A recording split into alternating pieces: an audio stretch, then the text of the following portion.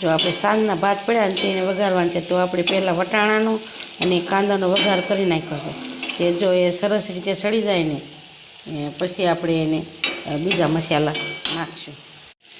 જો આપણે સાંજના ભાત પડ્યા હતા ને તો બધો સરસ રીતે એનો વઘાર કરી નાખ્યો છે અને મસાલો નાખીને જો બધું મસ્ત હાનના ભાત છે, સાંજે વધ્યા હતા ભાત એટલે મેં અત્યારે એને બધું કાંદા વટાણા ટમેટા બધો મસાલો નાખીને અને સરસ રીતે વઘાર કરી નાખ્યો છે. તો જુઓ ભાત તમને મોઢામાં પાણી આવી જાય ને એવા ભાત બન્યા છે. જુઓ એકદમ મસ્ત ભાત બન્યા છે.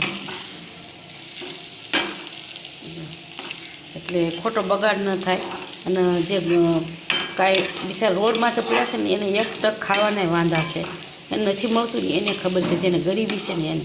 તો આપણે જે અન્ન છે ને એનો બગાડ નહીં કરો, અને જે આપણે રળવા જાય છે ને એને જ ખબર, રળવા જાય ને એને ખબર છે, ઘરે છે ને એને નથી ખબર કે કેમ રૂપિયા કમાવાય છે.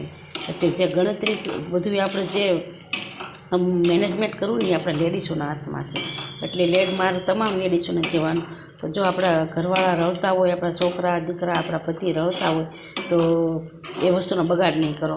એ આખો દિવસ જીવની જોખમી ટિફિન લઈને જાય છે, તો એ વસ્તુનો બગાડ નહીં કરો. મારે એટલી રિક્વેસ્ટ છે કે વેતરણથી તમે રાંધો ને ઘરમાં મેનેજમેન્ટથી રાંધો, બસ બગાડ ન થાય મોંઘવારીનો. આ જે ગરીબી છે ને એને આ વસ્તુની ખબર છે, આપણને નથી ખબર. જો મારી વાત તમને સાચી લાગી હોય ને તો મને કોમેન્ટ કરજો.